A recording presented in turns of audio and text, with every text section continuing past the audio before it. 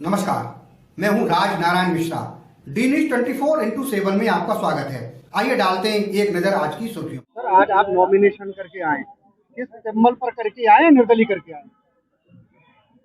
मैं तो लोगों के कहने पर अपना उम्मीदवारी करके आया हूँ। अब जो भी मुझे चुनाव चिन्ह मिले निर्दलीय में, मैंने बैटरी टॉर्च का सिंबल भरा है, तो देखो जो मुझे मिलता है। बाकी जनता के कहने पर मैं यहाँ आया। लोगों ने मुझे कहा कि हम आपसे प्यार करते हैं, स्नेह करते हैं, आपने पिछले 11 साल खूब काम किया और एक हम काम करने वाला आदमी नहीं खोना चाहते। तो जब लोगों ने मुझे विश्वास दिया तो मैं आज यहाँ पर आया अपना निर्दलीय उम्मीदवार पर। वजह क्या रही, आपकी टिकट क्यों काटी गई?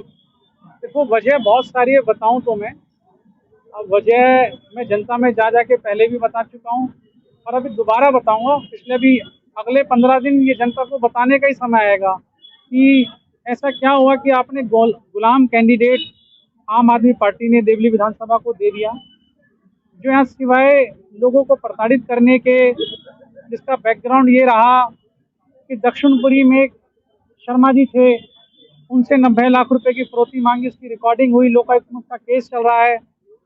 और ऐसे उम्मीदवारों का विरोध करना मानवता के हित में है कि अगर कहीं कुछ गलत हो रहा है और आप सामाजिक जीवन में हो तो उस गलत के खिलाफ आप आवाज़ उठाएं। तो इस गलत के खिलाफ में आवाज़ उठाने के लिए लोगों ने मुझे यहाँ भेजा है और मुझे उम्मीद है कि मैं चौथी बार विधायक बन के विधानसभा में जाऊँ। जैसे कांग्रेस पार्टी है, बीजेपी पार्टी है, इतनी बड़ी बड़ी ये जो पार्टियां हैं, आप निर्दलीय पर्चा दाखिल करके आए, कैसे पार पा पाएंगे? अब आप बताओ ना, कहाँ कैंडिडेट कहाँ है? पार्टियों को थोड़े ना होता।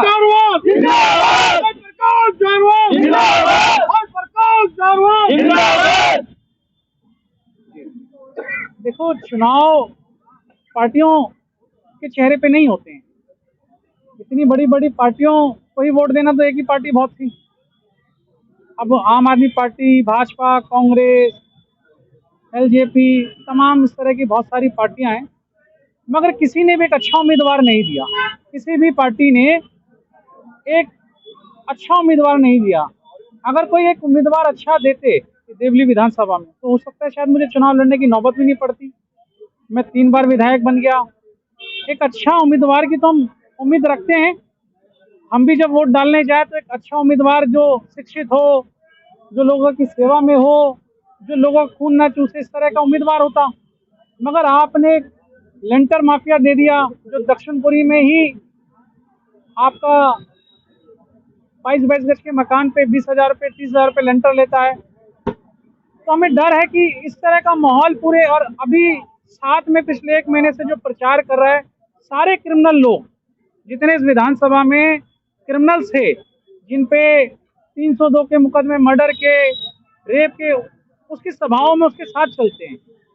अगर समाज में कुछ गलत हो रहा है तो उसकी आवाज़ सामाजिक लोगों को उठानी पड़ेगी, चाहे वो निर्दलीय लड़के, चाहे बिना लड़के, मगर लोगों को जागरूक करना हमारा काम है और ये जीवन भर करते रहेंगे। लोगों को बताएंगे कि आप एक अच्छा उम्मीदवार चुनिए। हो सकता है एक अच्छा उम्मीदवार किसी भी पार्टी ने दिया होता तो मुझे शायद चुनाव लड़ने की भी आवश्यकता नहीं होती। आप लेंटर माफिया की बात कर रहे हैं, तो लेंटर माफिया किस तरीके से, क्या कोई एविडेंस आपके पास है या क्या? 2 रिकॉर्डिंग्स हैं, सोशल मीडिया पे पड़ी हैं। ये अरविंद केजरीवाल जी को भी दी गई थी।